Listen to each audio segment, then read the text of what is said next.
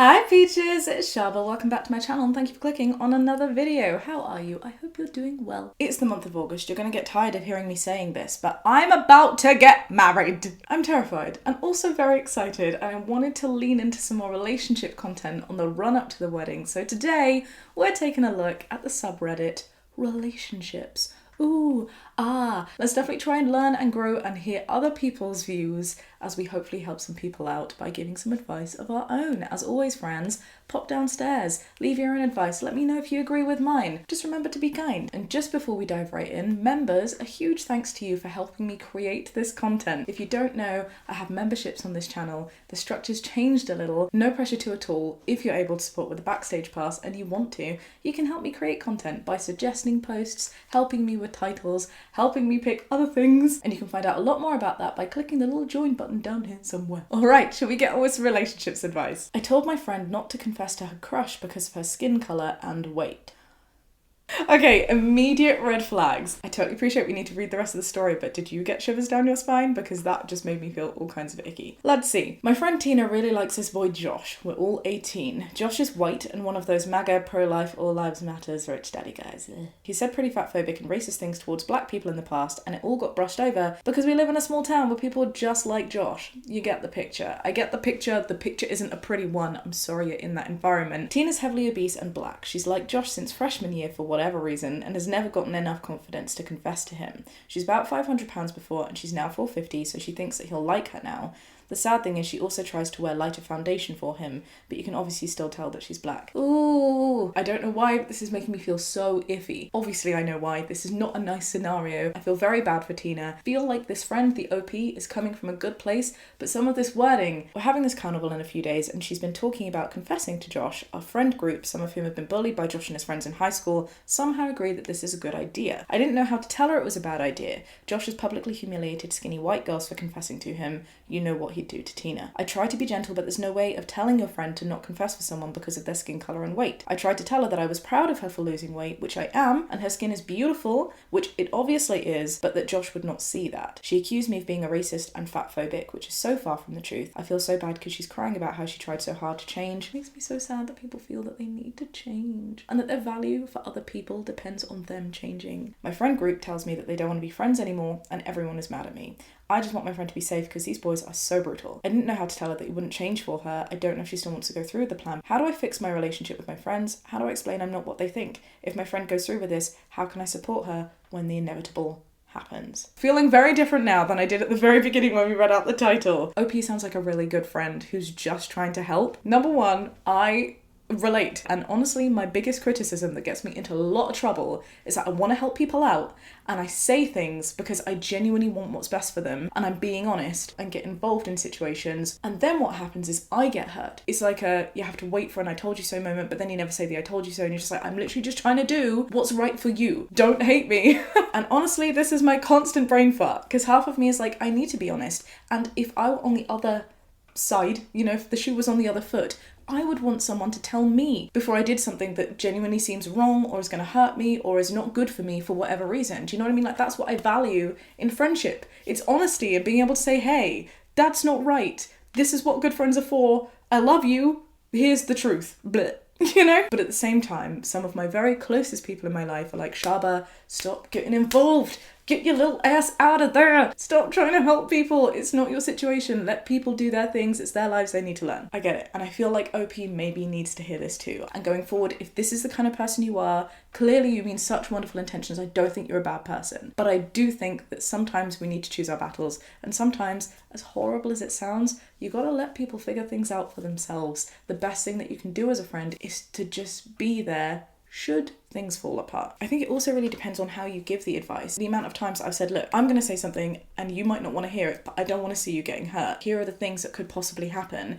I just want to make sure you make your own decision, but that you've thought of all the possible outcomes and how you'll feel if one of these things happen. Because, and it's true, one possible outcome is that Josh, the really horrible mini Trump ass wipe, may genuinely be like, oh, I think you're beautiful and wonderful, and yeah, let's go out. It's like a tiny, tiny chance, but it's a chance. And that's clearly the chance that your friend Tina's really clinging on to, right? So it's great to acknowledge that that is still an option. Also an option is that he's not going to treat you very nicely. What are you going to do then? And you need to remember that that's his problem. You're still wonderful. You're still beautiful, both now and before you felt the need to lose weight, no matter the colour of your skin. And if someone else doesn't see that, that shouldn't affect your self-worth. So just have a think about what you're going to do if that happens and how you want us to be there. Saying it that way as opposed to being like, you're fat, you're black, he won't like you. Like, I wonder if it's just a shift of tone. In terms of your friendship group, babe, I think you just need to confirm that you're coming from good intentions. You need to self-reflect on whether you said something in a particularly harsh way or in a way that put blame and the negativity on your friend as opposed to on Josh. I'm sure with time, people will definitely come around, and unfortunately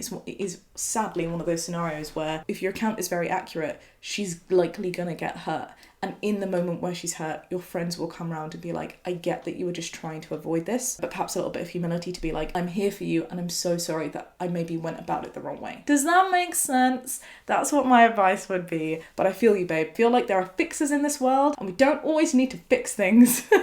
And that's the biggest lesson to be learned. You don't always need to fix things. Should we see what other people are saying? The mistake you made was in making this about Tina not being good enough instead of Josh not being good enough. Obviously she doesn't meet his standards, but his standards are shit because so was he. Preach! In hindsight, the play was less you're too fat and melanated for him and more honey I love you and I know you have your heart set on this, but Josh is a racist sack of dog poop and I just can't support you making a play for him. I respect you too much to pretend I think he's good enough for you. This is so sweet. He's cute and popular and that's nice, but he's a terrible person. I want you to be happy, not crushing on someone awful. I hope you'll reconsider putting yourself out there for someone who doesn't deserve you. I love that so much. That's such a wonderful way to phrase it. OP has actually responded and said, I'll definitely try and rephrase this and reiterate this. I thought I did a good job of trying to get this message across, but I don't think I did. Good self-reflecting, OP. I love this advice. This is perfect. It's better than I could have ever phrased it, and I think that's so true. Lesson to be learned. Maybe we can all just be kinder and change the onus when we're talking to people in a way that makes them understand that we actually care for you. And I want to see you happy. I'm still working on that one too. Should we move on to the next one? I am not physically or sexually attracted to my boyfriend. And I know it sounds terrible, but hear me out. So I, 21-year-old woman, met this guy, let's call him Jim, online last September, and we instantly fell for each other. He genuinely is amazing. Our relationship's long distance, so I've never met him in person before I flew out to meet him yesterday. Oh, you are catfish. Now, of course, I knew what Jim looked like. Oh, never mind. We've FaceTimed many times prior to actually meeting him in person, but he never showed me his body, which I didn't think anything of at the time. Oh, this is a catfish, isn't it? Jim had told me several times that he was slightly overweight and claimed to be 5'11", but that meant nothing to me because I was in love with him. So what did it matter? What he looked like physically. Skip forward to now. After finally meeting in person, I know that Jim's the same height as me, 5'6", perhaps even shorter. That's very different to 5'11", and a lot more overweight than I was expecting. I'm not fat shaming, but I know that the weight would definitely not be considered healthy. Now I feel horrendous and ashamed to admit that I don't find Jim physically attractive or sexually appealing at all. It's just not what I was expecting, and I know some people think I'm an idiot. Jim's a great guy with a big heart and I do love him, but I honestly don't know what to do because I don't want to hurt him. Should I give him time and see if my feelings change, or should I be honest and tell him how I'm feeling? Hang on, there's two things here. There is the weight and there is the height. I think in terms of the weight, you haven't been catfished. Somebody said, I'm overweight. You said that you didn't expect Jim to be as overweight. That's your problem, do you know what I mean? That's not a Jim problem. However, the height thing is a total lie. 5'11" and 5'6" is very, very different, or shorter than 5'6" is very different. Sometimes that's really important to people. The thing that bugs me about that is not the height. Genuinely, what would really annoy me is that somebody lied to me like that in the first place. We're building a connection, and then I meet you in person, and you know that I'm eventually going to find out. Do you know what I mean? Like, you can't wear platforms your whole entire life. Why tell me you're 5'11" when you're 5'6" or shorter? It's that lying, that distrust that would immediately make me not want to be with someone.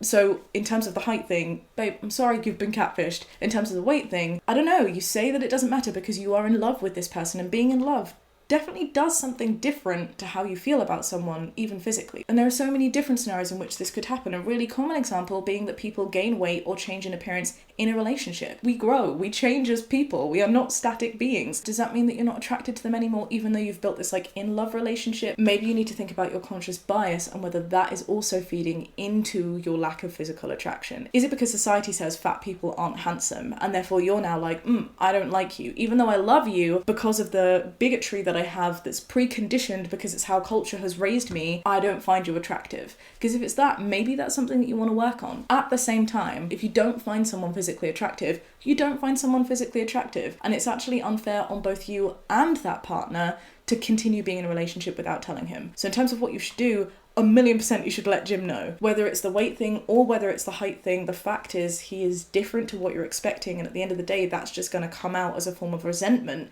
that isn't fair on Jim, because these aren't things that he should have to change for you. Plus, I'm just annoyed at Jim for lying, because why would you do that? I get it, maybe you're insecure, but like, don't start relationships on false pretenses. Catfishing is never okay. Jim has definitely been bad to you about the height. The weight thing, maybe that's something that you need to have a think about in your head, if the height thing is something that you can move past, but definitely let him know, babe. I'm surprised you're focused on blaming yourself for not being attracted to him instead of the fact that he lied to you about something that was clearly going to be disproven. Right, there's always a risk with meeting people online. I've done it before too, and sometimes even if they do look the way you expected, you still find there's something lacking in terms of physical chemistry. Their body language, gestures, mannerisms, natural smell all contribute to attraction. I've never had that experience before. It's really good to know. Alright, should we do one more? Should I confess to this? Was there ever a juicier title?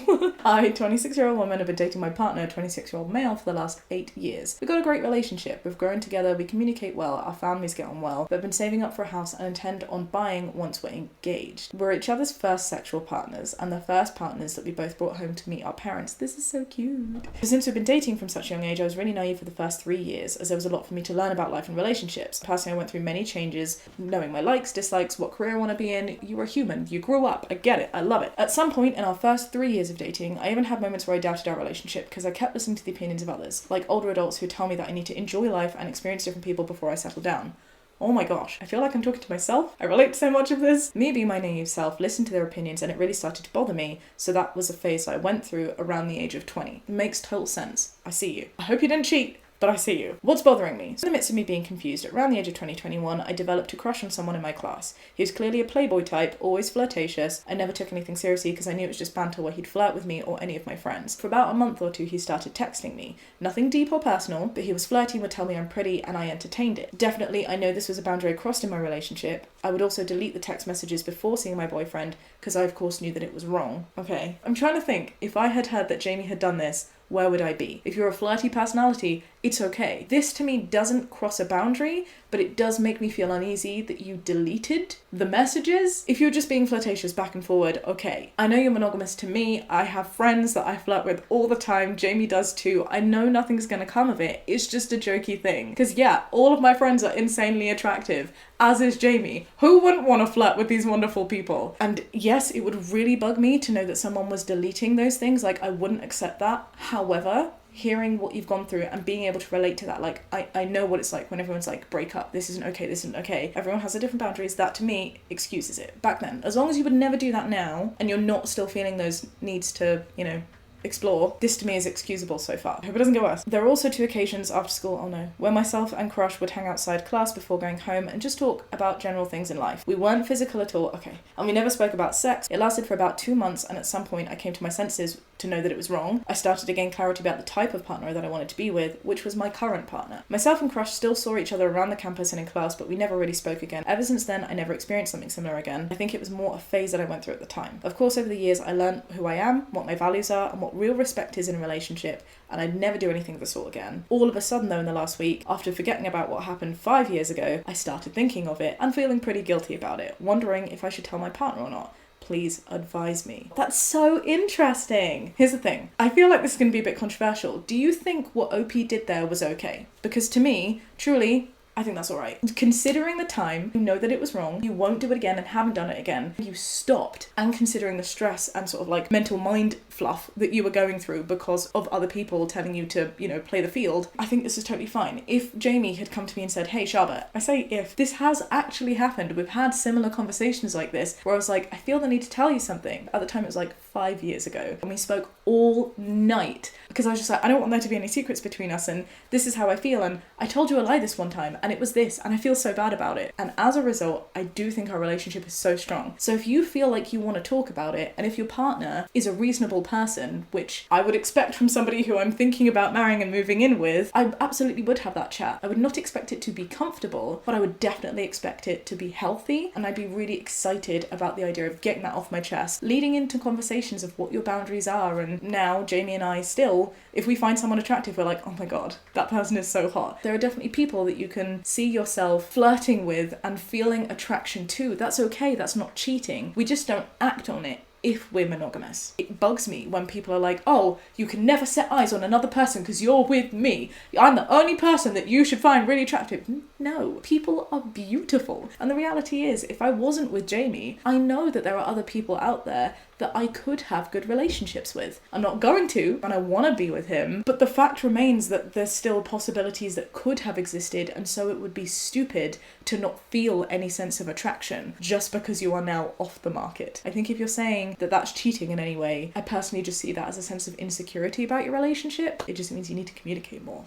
But that's just my view. Do you agree? Sounds like nothing happened apart from some flirting. If it's bothering you, you should probably tell him and get it off your chest. Someone else says there's nothing to confess in my opinion. He didn't do anything nor came close to it. I'm thoroughly enjoying the relationships content. Oh, if you'd like to suggest specific scenarios, please feel free to link them to me. I'll absolutely prioritize our lovely members. I'll see you next time with another video. Be kind and have a great day. Bye!